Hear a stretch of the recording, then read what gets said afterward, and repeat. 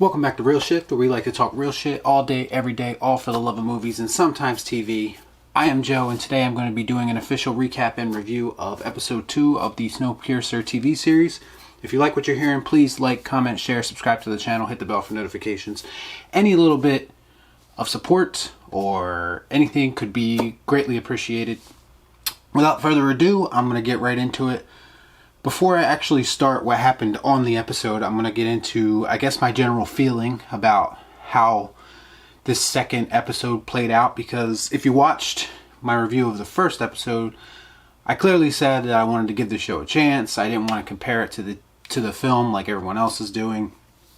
Like, just give it time to breathe, time to build, and not judge it from one episode alone.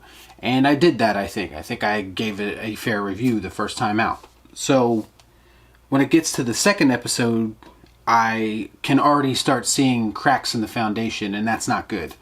And this is someone, again, who's attempting to be positive about it, but I can only be so positive if there's just so many things going that I see wrong with it. So it appears to me that they took a bit of an uninspiring, I guess, direction with the show. Like, taking it from what it was with the film. They could probably take it in any number of directions, and they took the most, I guess you could say, uncreative and uninspiring way possible to adapt it to TV. And that's kind of unfortunate, because there's a lot of things that could be covered in the TV show that you couldn't cover in the movie. And it doesn't seem like we're necessarily going to get that, at least based on what I've seen so far. So the social class warfare thing, it's there, but it's still not as, it doesn't feel as important or as predominant as it does in the movie. And again, I'm not trying to compare it to the movie, but that's something that I think, again, you can expand upon. And it's just less thought-provoking this time out. Like, it should be more thought-provoking, because, again, you have time to explore that avenue a little bit more. And they're not really doing that, at least not early on in the season. So we're only at 2 episodes in. I understand they're going with this cop procedural thing, and I don't necessarily know that that's the right way to go. I understand why they did it, because they needed a plot to draw things out, and I understand that. But overall, it just doesn't feel like the right choice, because I feel like that's taking away from the stuff that they actually should be covering and the more important matters that are going on, like the social class warfare, the revolution, all that. And I get they're trying to intertwine the two, but to me, the procedural cop drama aspect of the show is probably going to end up holding it back. It makes the show feel, I guess, more basic or more cliche. And I'm not trying to compare it with the movie again, but the movie is anything but cliche or basic. So to take that route just seems like a bit of an odd choice. I will say also that the acting on this show continues to be somewhat subpar. And it's very unfortunate, because there's great acting in the movie. Again, I'm not trying to make comparisons, but it's just, it comes a point where it's like, I need a little bit more. And these actors, I don't know if it's the actors or if it's the writing or both. I don't know. Specifically the lead, David Diggs, I believe his name is. He just seems so out of place in every scene that he's in. Like, all of his line deliveries are very forced. It's very unbelievable. Like, I can't take anything he says seriously. It seems like he's a character from a different show. He doesn't belong in this show, if that makes any sense. I'm not going to give up on it yet. It's only at episode 2, but I have to admit I'm already losing interest after 2 episodes, so that's not necessarily a good thing. One major thing that I want to point out too, before I actually get into all the events that happened in this episode, is that I think there was one moment in the show, and I think it's toward the end of it, and somebody from the upper class side of the train basically insinuates in a threatening way towards David that they could basically detach the tail train cars anytime they wanted to and end all this. And then that was basically, it got me thinking, like, well, why haven't they done that already? Like, I never really thought about that with the movie. I wasn't really thinking about that with the show, but if it's that easy to do that, why haven't you done it? You've already established that everyone in the tail is basically a freeloader to you, because they just got on a train that they weren't invited on. You've established that they're a hindrance on your resources and on the society you're trying to build on the train. and they regularly try to rebel and kill people. So at what point would you say to yourself, maybe we'd be better off if we just cut them loose?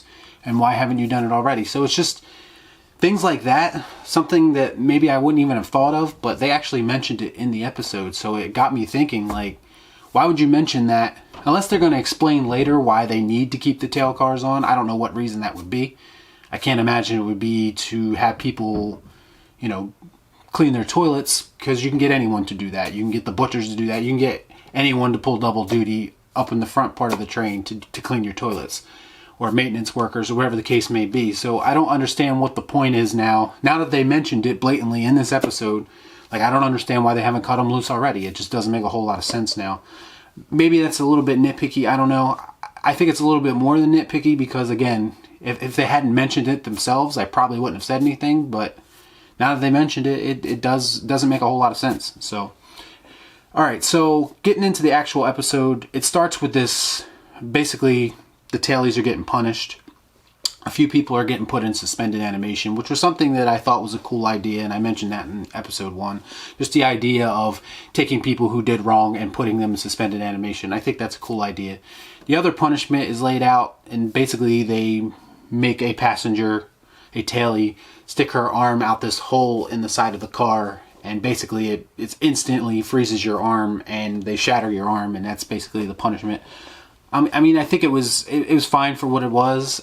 It didn't really have an impact on me emotionally, and that's probably not the best either. Like, I think if that moment is handled a little bit better, that maybe you really start to feel for the people, but I didn't feel anything, and maybe that's just me, maybe it's just a disconnect I'm already having with the show, I don't know, but that moment should have been more impactful, I think, than what it was. It was the opening of the show. It should have been like an oh shit moment, and then you go to the credits, and then it starts. So many shows do things like that, but it just came off as kind of, you know, meh. That's how it came off. So moving on from that, the episode continues, and basically Leighton is continuing his investigation. He goes to interview the guy who found the body, and they come to the conclusion through one form or another that they need to go to, I guess, they need to go to the butcher's car, because they come to the conclusion that, oh no, I'm sorry. What they come to the conclusion with here is they tell him to, basically he starts probing the guy, and he starts asking about the checkpoints. That's what he does. He starts asking about the checkpoints because he has an ulterior motive. He wants to basically, I guess, gain information to help the revolution that's going to happen later on.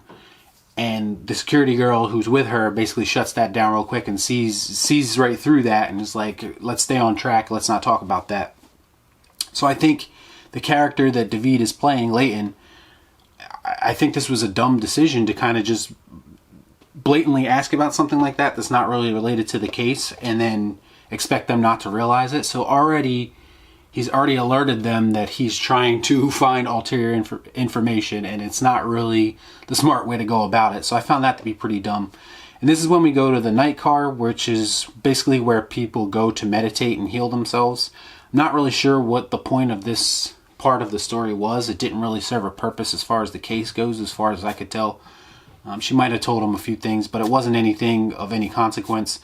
And there's this moment where they have like this, I guess, out-of-body experience, and they remember this moment, and he's in there with his former lover, the chick that we met last week, and they end up having sex in the car, and it was, I don't know, it was weird, and it really didn't make any sense to me. I don't know why I needed to be there.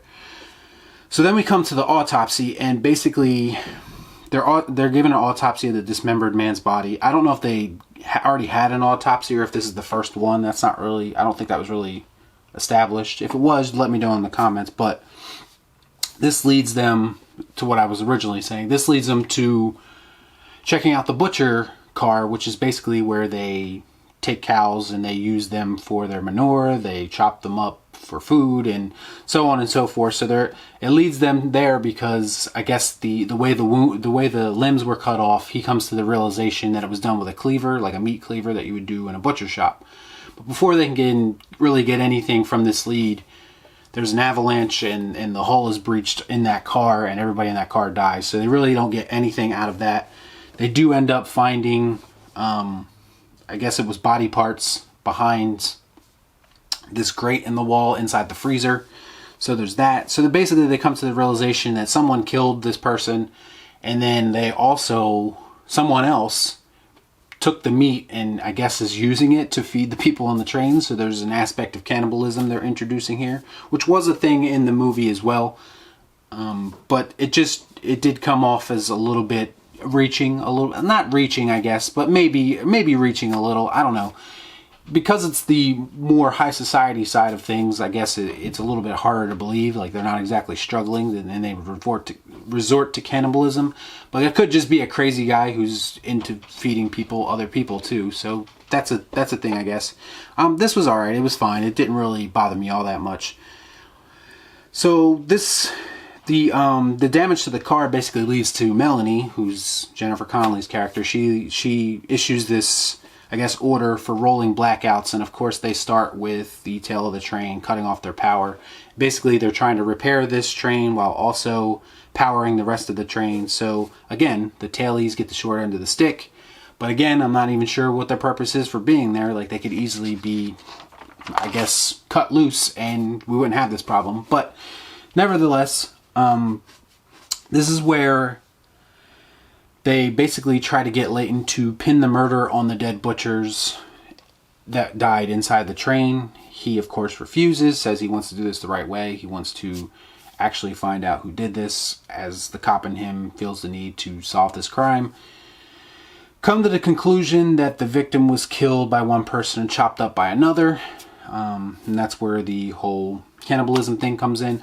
So Leighton returns to his cell, and this is another major problem I had with this episode. Leighton returns to his cell, and he basically formulates this plan where he's going to draw a diagram on his ripped clothing, I guess escape his cell through picking a lock. He drops it out in the hallway, like draws this sign on the floor for whatever reason, I guess, so the person he wants to notice it will notice it.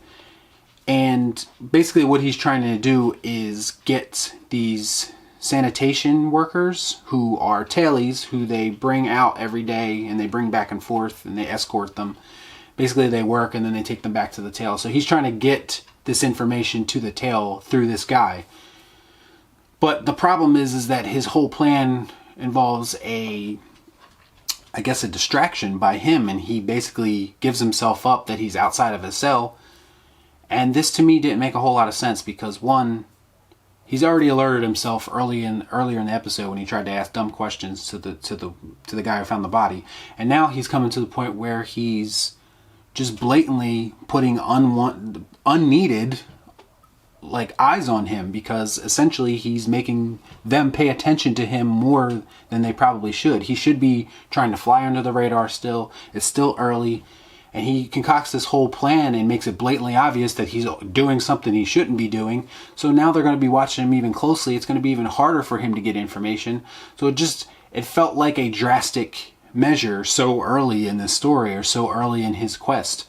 Like, I understand he wants to help the revolution still, but I think he should have kind of bided his time a little bit more, let things play out, gain some trust maybe. But no, he just jumps head first into things, and he's supposed to be someone who's good at planning stuff, but this whole plan just felt really, I guess, fly by the seat of your pants, like just quick shooting, not really thinking, shoot first, ask questions later, whatever you want to call it. And it just seemed so out of character with what they tried to tell us who he is. And quite frankly, it was dumb. It really didn't make a whole lot of sense for him to do that in that moment. Like, I don't think he's as crucial as he thinks he is. They could have very easily even killed him. And yeah, he's kind of just not going about this in the right way. He could have definitely bided his time a little bit more and tried to gain information, gain trust, and then maybe did something drastic to try and spur on the revolution. But it just seemed very out of place. It was a risky plan, and I don't know, it just didn't make a whole lot of sense, I think, for the story they're trying to tell right now. It just seemed rushed. So this is where Melanie basically lectures him after he's pretty much gets the shit kicked out of him by the security team when they see him outside of his cell. Oh, it should be noted that it's not even established whether the sanitation guy got the rag with the map on it or not, with the diagram of the cars on it or not. It's not even really established. You see him looking at it, but it doesn't really show you whether he picked it up or not. So this plan might, after all that, it might not even worked. So that makes it even dumber, really. So, but this is where Melanie kind of lectures him, and he's all beat up, he's bloody, and Leighton basically flips it and says that he knows that she doesn't care who did the murder. She just wants to know what the victim told the murderer before he died. And that's essentially because I guess the victim had a lot of information about the inner workings of the train and how everything works. And she wants to know what information he gave up, because it's presumed that he was tortured before he was murdered. So that's basically the revelation at the end, is that Leighton, I guess, is on to her, or on to the way the train operates. I mean, overall, you could tell I'm not really all that impressed with this episode. I think it was, again, I was trying to go into an open mind, but it was just too glaringly dumb at times to just ignore things. And it's unfortunate, because it is a very good idea. It would be a cool premise for a TV show, but I don't think they're going about it in the right way. I think the cop thing was a completely wrong thing to do at this point. I wanted to give it a chance, but now that I've seen it, it doesn't work for me. It doesn't mesh. It feels out of place. So, yeah, overall, I did not like this episode at all. I'm slowly but surely kind of, I guess, already losing interest in the show, which is unfortunate because it's only the second episode. I'm not giving up yet. I will continue, and maybe it'll get better. Maybe it's just, I don't know, the slump after the pilot. I don't know, but we'll see how it goes moving forward. Hopefully it gets better, but this was not a good show, and I do not recommend it if you haven't watched it already. But let me know what you guys thought about it in the comments down below. Do you disagree with what I'm saying? Do you agree? I'd like to know your takes on this show. Are you giving it a fair shot? All of that, just let me know in the comments down below. As always, please like, comment, share, subscribe to the channel, hit the bell for notifications, and we'll see you next time right here on Real Shift. Thanks for watching. Peace out.